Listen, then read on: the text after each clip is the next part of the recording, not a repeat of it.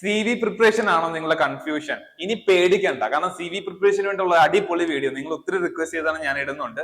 ഇതൊരു quick video ആണ്, ഏകദേശം നിങ്ങൾക്ക് അതിനെപ്പറ്റി മനസ്സിലാവും. പക്ഷെ ഇനി എന്തെങ്കിലും ഡൗട്ട്സ് ഫെർദർ ആയിട്ടുണ്ടെങ്കിൽ ഉറപ്പായിട്ട് ഞങ്ങളെ കോൺടാക്ട് ചെയ്തോളൂ കേട്ടോ.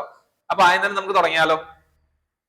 ബേസിക്കലി ഒരു സി വി പ്രിപ്പയർ ചെയ്യുമ്പോൾ നമ്മൾ അതിന്റെ പേർപ്പസ് മനസ്സിലാക്കണം. ഈ സി വി നമ്മൾ എന്തിനു വേണ്ടിയാണ് ബിൽഡ് ചെയ്യുന്നത്, അതിന്റെ അകത്ത് അതിന് നമുക്ക് എന്താണ് ബെനിഫിറ്റ് വരുന്നത്. ഒരു സി വി നമ്മൾ പ്രിപ്പയർ ചെയ്യുന്നത് എന്തിനാണ്? നമുക്ക് നല്ലൊരു ജോബ് കിട്ടാനും, നമ്മളെ ഒരു പ്രൊഫൈലിൽ മറ്റുള്ള ആൾക്കാരെ ഷെയർ ചെയ്യാനും, നമ്മളെ ചാൻസസ് ഓഫ് അപ്രൂവൽ കൂടുതലാവാനോ. അപ്പൊ സി വിക്ക് അത് എന്തൊക്കെയാണ് വേണ്ടത്? നമ്മളെ ക്രെഡൻഷ്യൽസ്, നമ്മൾ എന്തൊക്കെ ചെയ്തു, നമ്മൾ എന്ത് പഠിച്ചു എന്നുള്ളതെല്ലാം ഡീറ്റെയിൽഡ് ആയിട്ട് പോയിന്റ് വൈസ് ആയിട്ട് അതിൽ ഉണ്ടാവും.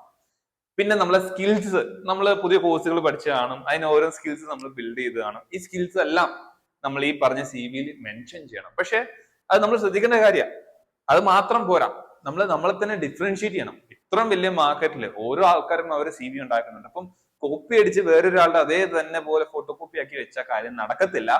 ഇത്രയും കാലം നമ്മൾ ചിലപ്പോൾ അസൈൻമെന്റ് ഒക്കെ അങ്ങനെ ചെയ്തു, പക്ഷെ സി വി ഒരിക്കലും അങ്ങനെ ചെയ്യരുത്. ഒത്തിരി പേര് മിസ്റ്റേക്ക് ആക്കും.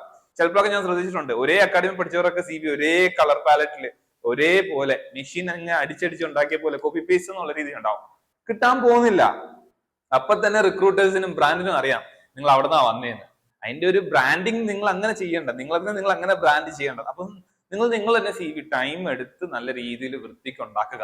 ഓക്കെ, സോ ഈ പോയിന്റ്സ് ആണ് 3 വരുന്നത്, നോക്കി വെച്ചോളൂ. എന്തെങ്കിലും ഡൗട്ട്സ് ഉണ്ടെങ്കിൽ ഉറപ്പായിട്ടും കോൺടാക്ട് ചെയ്തോളൂ. Next one, key components of a C V. Components എന്താണ്? പേഴ്സണൽ ഇൻഫോർമേഷൻസ് ഇൻക്ലൂഡിങ് നിങ്ങളുടെ പേര്, കോൺടാക്ട് ഡീറ്റെയിൽസ്, പിന്നെ നിങ്ങളുടെ പ്രൊഫഷണലുള്ള ആ ഒരു വാക്കില്ലേ, കീവേഡ്, ഹെഡ്ഷോട്ട് എന്ന് പറഞ്ഞ പോലെ. ഇത് ശ്രദ്ധിക്കേണ്ട കാര്യമാണ്. കാരണം ഒത്തിരി പേരൊക്കെ ചിലപ്പോഴൊക്കെ പേരോ ചെറിയ ചെറിയ കാര്യങ്ങളൊക്കെ തെറ്റിക്കും. ഈവൻ ഫോൺ നമ്പർ, ആ നമ്പർ എപ്പോഴും അപ്ഡേറ്റഡ് നമ്പർ ആവണം. സി വി കൊടുക്കുന്നുണ്ടാകുമ്പോൾ കോൾ എടുക്കാതെ, ഇൻകമിംഗ് കോൾസ് ഇല്ലാത്ത ഫോൺ നമ്പർ ഉള്ള സി വി നിങ്ങൾ ബ്രാൻഡ്സിന് കൊടുത്താൽ കോൾസ് വരത്തില്ല അല്ലേ. So it should all be genuine and it should be എന്താണ് ആക്റ്റീവ് ആയിട്ടുള്ള, അപ്ഡേറ്റഡ് ആയിട്ടുള്ളതാവണം. പിന്നെ രണ്ടാമത് നിങ്ങളെ വർക്ക് എക്സ്പീരിയൻസ്. വർക്ക് എക്സ്പീരിയൻസ് എന്ന് പറഞ്ഞാൽ എക്സ്പീരിയൻസ് ഇല്ലെങ്കിൽ കുഴപ്പമില്ല, പക്ഷെ അവിടെ നിങ്ങൾ ഇന്റേൺഷിപ്പിലോ അല്ലെങ്കിൽ നിങ്ങൾ കോളേജിൽ ചെയ്ത പ്രോജക്ട്സോ വട്ടെവർ അതിന് ആ ജോബിന് റെലവെന്റ് ആയിട്ടുള്ള നിങ്ങൾ എന്തെങ്കിലും ചെയ്തിട്ടുണ്ടെങ്കിൽ നിങ്ങൾ അത് ഷോക്കേസ് ചെയ്യണം. Something that could make you different അല്ലെ. ചിലപ്പോൾ നിങ്ങൾ ആ ഒരു കോളേജിൽ ആ സമയം ഒരു മാഗസിൻ ഉണ്ടാക്കി കാണും, അല്ലെങ്കിൽ മാഗസിനിൽ നിങ്ങൾ ഒരു പോയം ഉണ്ടാക്കിയിട്ടുണ്ടാവും. എന്തായാലും അത് മെൻഷൻ ചെയ്യുക. ഇന്റേൺഷിപ്സ് ചെയ്യുക. നിങ്ങൾ ആ പ്രൊഫൈൽ നിങ്ങൾ ഇപ്പൊ തന്നെ പ്ലാൻ ചെയ്തിട്ടുണ്ട്, പഠിച്ചുകൊണ്ടിരിക്കുന്നുണ്ടെങ്കിലും കോളേജിലുണ്ടെങ്കിലും ഇപ്പൊ തന്നെ അതിനു വേണ്ടിയുള്ള വർക്ക് ചെയ്യുക. എക്സ്പീരിയൻസ് ഇല്ലാന്ന് പറഞ്ഞിട്ട് അത് ബ്ലാങ്ക് കൊടുക്കരുത്. ആകെ ഞാൻ കണ്ടിട്ടുണ്ട് വെള്ള പേജിന്റെ അകത്ത് ഞാൻ highly energised, highly active, looking to for growth എന്നൊക്കെ പറഞ്ഞ് എഴുതിയിട്ട് എക്സ്പീരിയൻസ് ഒന്നും എഴുതിയിട്ടില്ല. അത് ആവശ്യമില്ല. അത് ഇങ്ങനെ നിങ്ങൾ മെൻഷൻ ചെയ്യുക. രണ്ടാമത്തത്, നിങ്ങൾ എഡ്യൂക്കേഷൻ ആൻഡ് ട്രെയിനിങ് മെൻഷൻ ചെയ്യുക. ട്രെയിനിങ് ആൻഡ് എഡ്യൂക്കേഷൻ എന്ന് പറയുമ്പോൾ ആക്റ്റീവ്ലി നിങ്ങൾ എന്താണ് പഠിച്ചത്, അതിൽ നിന്ന് നിങ്ങൾക്ക് എന്ത് ട്രെയിനിങ് വന്നു, അത് ആ കറക്റ്റ് ആയിട്ടുള്ള സ്ഥാപനങ്ങളും അവിടെ നിന്ന് സർട്ടിഫിക്കറ്റ്സ് ഉണ്ടെങ്കിൽ അതിനെപ്പറ്റി ഒരു ചെറുതായിട്ട് മെൻഷൻ ചെയ്ത് പോവുക. ഓക്കെ, റെലവെന്റ് ആയിട്ടുള്ള ഇതെല്ലാം റെലവെന്റ് ആയിട്ടുള്ള ഈ വർക്ക് എക്സ്പീരിയൻസ് പോലും ഒരു കമ്പനി വർക്ക് ചെയ്ത് മാത്രം മെൻഷൻ ചെയ്യുന്നില്ല. നിങ്ങൾ പഠിച്ചുകൊണ്ടിരുന്നപ്പം ഒരു വർക്ക് നിങ്ങൾക്ക് എക്സ്പീരിയൻസ് ചെയ്തിട്ടുണ്ടെങ്കിൽ അതും നിങ്ങൾക്ക് ഇവിടെ മെൻഷൻ ചെയ്യാം. ഒന്നുമില്ലാത്ത രീതികൾ അങ്ങനെ ചെയ്യുന്നതാണ് ബെറ്റർ. ഓക്കെ, പിന്നെ ഫോർമാറ്റിംഗ് ആൻഡ് ലേ ഔട്ട്സ്. നല്ലൊരു ഫോർമാറ്റ്, നല്ലൊരു ലേ ഔട്ടും ഒത്തിരി ആവശ്യമാണ് അല്ലെ. അതിന്റെ കൺസിസ്റ്റന്റ് ആയിട്ടുള്ള ഒരു സ്ട്രക്ചർ വേണം. എല്ലാം ബോക്സുകൾ പോലെ സിസ്റ്റമാറ്റിക് ആയിട്ടുണ്ടാവണം. വായിക്കുമ്പം റിക്രൂട്ടേഴ്സിനായാലും സോഫ്റ്റ്വെയറിനായാലും പാടാവാൻ പാടില്ല.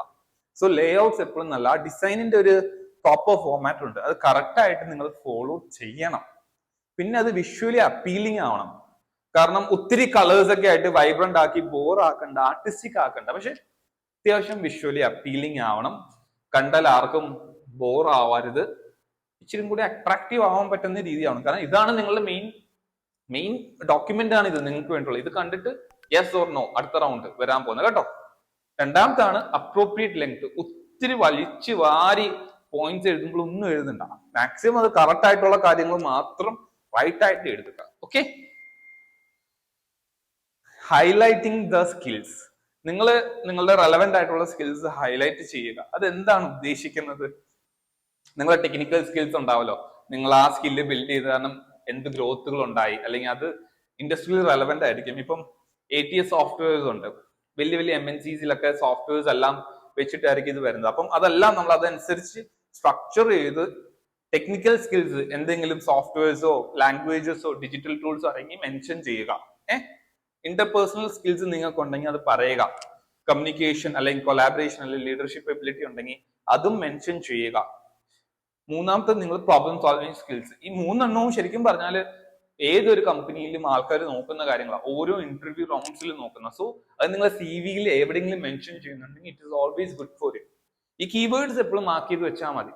ഈ പറഞ്ഞ പോലെ പ്രോബ്ലം അനലൈസിങ് പ്രോബ്ലംസും അതല്ലാതെ ക്രിട്ടിക്കൽ തിങ്കിങ് ആയാലും അല്ല, ഈ ഒരു ഇത് ഒത്തിരി ഇമ്പോർട്ടൻ്റ് ആണ്. സോ ഇതൊന്ന് മാർക്ക് ഡൗൺ ചെയ്തോളൂ, സ്ക്രീൻഷോട്ട് എടുത്ത് വെച്ചോളൂ. ഇത് നിങ്ങളെ CV-യിൽ കാണണം. സോ എപ്പോഴും അതൊരു പ്ലസ് ആണ് കേട്ടോ. പിന്നെ ഉള്ളതാണ് tailoring the CV for each applications. ആ റോൾസ് അനുസരിച്ച് നിങ്ങൾ CV പ്രിപ്പയർ ചെയ്യുന്നത് അത്ര നല്ല. ഇപ്പം ചിലപ്പോൾ ചില ആൾക്കാരുണ്ടാവും സെയിൽസിൽ തന്നെ 2 ഡിപ്പാർട്ട്മെന്റ്സ്, സെയിൽസ് ആൻഡ് മാർക്കറ്റിംഗ് നോക്കുന്നുണ്ടെങ്കിൽ സെയിൽസിന് ഒരു CV, മാർക്കറ്റിംഗിന് ഒരു CV. എല്ലാം സെയിൽസ് ഓപ്പർച്യൂണിറ്റിക്ക് ആ CV തന്നെ കൊടുക്കുക. കാരണം അതിന് നിങ്ങൾ ആ സെയിൽസിന്റെ റെലവെന്റ് ആയിട്ടുള്ള സ്കിൽസും സെയിൽസിന് റെലവെന്റ് ആയിട്ടുള്ള കാര്യങ്ങളും പറയുക. ഓപ്പറേഷൻസ് ആണെങ്കിൽ ഓപ്പറേഷൻ റെലവെന്റ് ആയിട്ടുള്ള.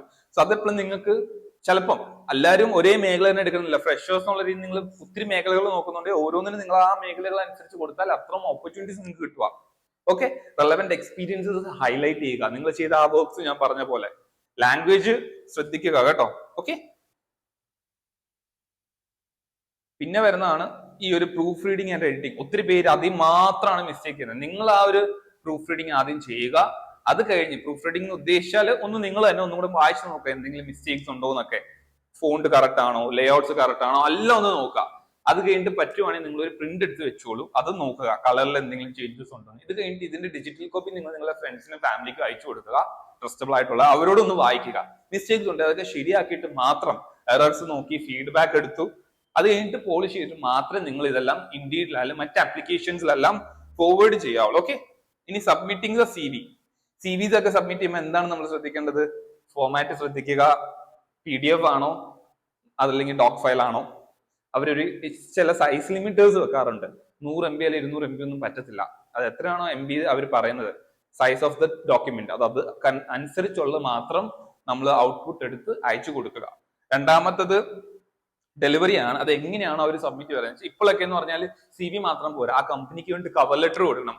യൂറോപ്പിലും UAE-ലൊക്കെ നമ്മൾ ചെയ്യുമ്പോൾ കവർ ലെറ്റർ നിർബന്ധം. ആ കമ്പനിക്ക് വേണ്ടി ഞാൻ ഇങ്ങനെ അപ്ലൈ ചെയ്യുന്നുണ്ടെന്നുള്ളത് സെപ്പറേറ്റ് ആയിട്ട് ഡോക്യുമെന്റ് ആക്കി വെക്കണം. അതല്ലാതെ ടൈമിങ്, അവര് എല്ലാം ജോബ് ഡിസ്ക്രിപ്ഷനിലും, JD എന്ന് പറയും, ജോബ് ഡിസ്ക്രിപ്ഷനിലും ആപ്ലിക്കേഷൻ ഡെഡ് ലൈൻ പറയുന്നുണ്ട്. അതിനേക്കാളും മുമ്പേ തന്നെ ഇത് ഇടണം കേട്ടോ. അപ്പൊ ഇതെല്ലാം കൂടി ആയിട്ടാണ് വരുന്നത്. സോ ഇത്ര നിങ്ങൾ ചെയ്താൽ നിങ്ങളുടെ CV ഏകദേശം ഇപ്പൊ അടിപൊളിയാവും.